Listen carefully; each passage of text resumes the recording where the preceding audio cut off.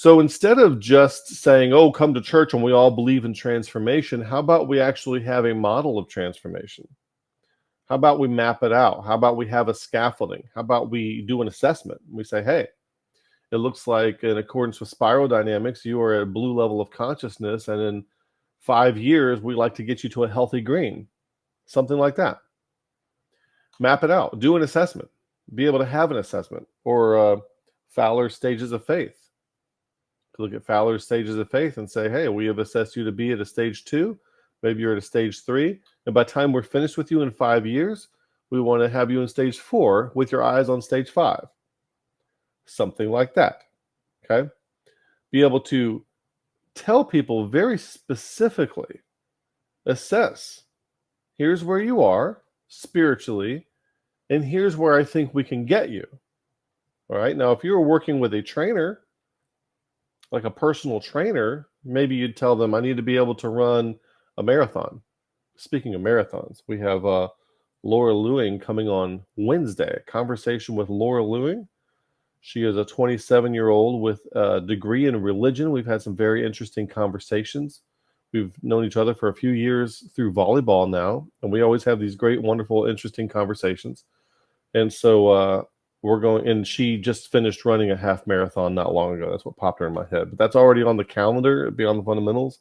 So that is Wednesday at 3 p.m. Central Time. You don't want to miss. That's going to be a lot of fun for a conversation there. So it doesn't really matter. You know, the growth model itself isn't as important as the fact that you have one, you know, and it's not that necessarily any will do, but, you know, as long as you're informed and fluent in these kinds of things. And then Carl Jung breaks it down to the first half of life wisdom, second half of life wisdom, which is picked up by Richard Rohr, where he picks up where Carl Jung left off and uses that as his model when he's in his book Falling Upward. How do we get into second half of life wisdom? So in Fowler's stages, second half of life wisdom is essentially stage 5 and 6, okay? And stage 4 would be about green or so of spiral dynamics. So be familiar and fluent with, this is what a church should do in my opinion, is be familiar and fluent with growth models. Now this turns it on its head. Over here, just we have stage 1 at the bottom on this slide, whereas we had it at the top on the other side, so bear that in mind.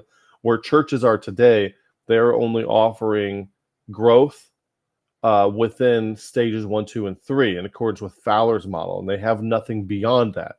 The reason we are here, Beyond the Fundamentals, we are here very specifically to offer people growth, ideally, beyond stage 3, to take them past where the evangelical church leaves off and go on to what the writer of Hebrews would call, let us go on to perfection, and let us fully embrace and be submerged and immersed in the way that is Christ, and be completely fluent in it.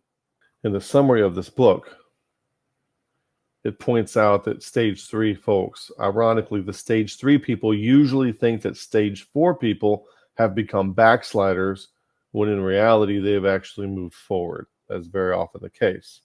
And the reason for that is because the church only offers things up through stage 3. So if you're going to go beyond stage 3, you're going beyond what the church prescribes. You're not going beyond what Christ prescribes, okay? Christ goes way up to the top, but you're going on what the church prescribes. And the church is oftentimes only capable of seeing something as not being demonic when it has explicated it. If the church hasn't specifically and already included a thing in what it believes or affirms or is doing, that sort of thing, in its statement of faith, in its systematic theology, if the church hasn't already explicitly included it, then it is by default demonic and devilish, and you should avoid it. And it's the horrible thing. I get people warning me all the time, I'm concerned about your direction because this, and this. Have you watched any, have you had any experience in the church that you approve of? Have you seen what kind of horrible nonsense is going on there? Have you seen how many people are getting abused there? Somebody just texted me. I'm going to meet a friend who is one of my stage 5 friends, going to meet her tomorrow for coffee. And she said, what did she say?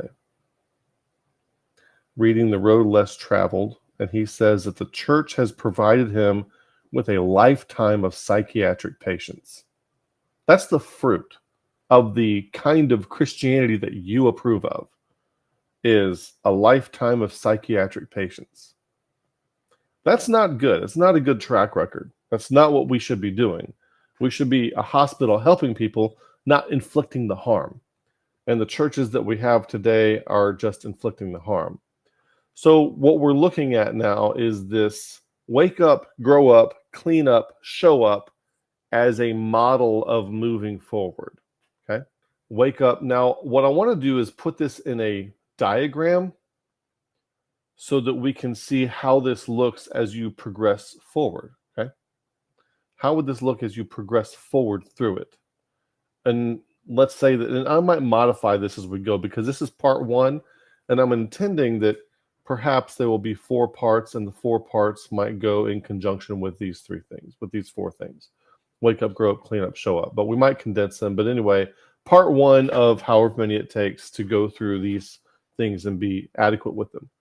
So let's look at this diagram and let's see what happens, okay? Over on the left-hand side, it's very important that the person understands that they need to be a conscientious person who has already voluntarily adopted responsibility for something. That's very important. In order to be growing, in order to be transforming, it's very important that you're involved in finding the solution, finding and applying the solution to some kind of problem. Doesn't matter what it is. And this may shift later, okay? When I started this channel, well, when this channel picked up, really, not when it started, but the problem that I was trying to solve is how are people so mentally inept and stupid that they can fall for Calvinism? And what can we do so that people no longer fall for Calvinism? Because it's just a big stumbling block around people's necks. It's just something that causes problems, okay? It's almost like, sometimes I almost think like it's designed to weed people out. You know, like the Beatles on the side of the mountain, the wind comes by and only the strongest ones stay there and survive and propagate. Less of them are blown away into the hot lava, that kind of thing. And so it almost makes me think that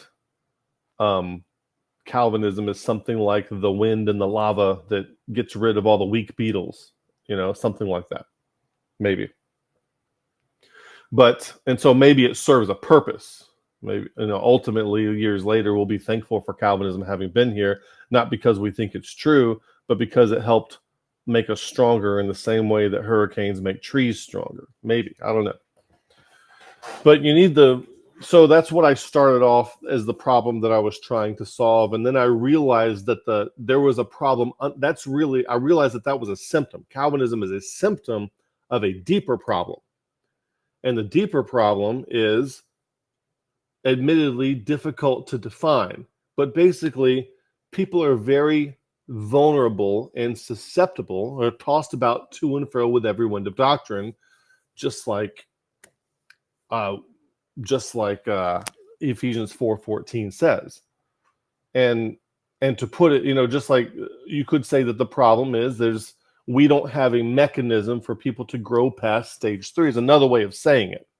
So everything that we do is defined in stage 3 terms. It's also defined in left hemispheric terms. It's not even a healthy stage 3. Stage 3 is a healthy phase that people need to go through, but we have like a metastasized version of stage 3 that it becomes like a cancer past which people cannot grow. So we have like a horrible version of stage 3, and that's not good. So what happens, you voluntarily adopt responsibility, and then you have a catastrophic event, okay, with aspects of failure and injustice. And this is what prompts the growth that may come later. Now, what that growth may come later, there are 3 ways to prompt growth and transformation and waking up: great love, great learning, and great suffering, okay? In American Christianity, we don't have great learning and we don't have great love, okay? We don't have great learning because we're basically stupid, and I'm saying that for myself, having been a pastor. I perpetuated the stupidity that's going to result in many generations of suffering coming after what I did as a stage 3 pastor. I admit that. And I think it's terrible, and I wish that wasn't the case. But that is the case. There's not great love, because in pathological stage 3, we're always going about doing witch hunts, stabbing each other in the back all the time. So we need what's going to wake us up. It's not going to be great learning or great love. It's going to have to be great suffering. It's going to have to be great suffering. And then you have to put on love after the suffering as a means of overcoming it. So then what's going to happen now is you should have some kind of awareness enhancement to where you recognize that the way you were seeing things was inadequate to solve this problem, right? So then you're going to engage in a series of practices, and I do not have them all listed here, but I'm hoping that if you've watched our other material, especially on the Beatitudes, you can fill in what needs to happen next in that. And also, we're also carrying over from the Don't Miss Your Own Resurrection that we did a week ago Sunday. We did it on Easter Sunday, Missing Your Own Resurrection. You could call this series a continuation of that, which is also connected to the Beatitudes and our Growth and Transformation playlist.